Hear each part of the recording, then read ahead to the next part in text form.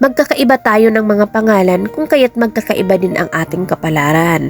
Meron pong siniswerte, meron namang hindi. Kung kaya't kailangan natin magsakripisyo para umunlad sa buhay.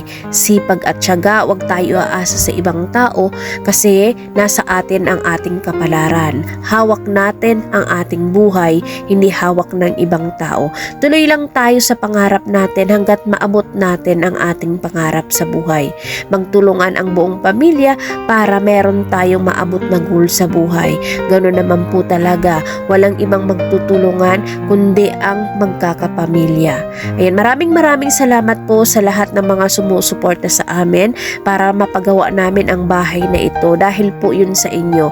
Hindi po namin ito makakamit dahil po sa suporta nyo.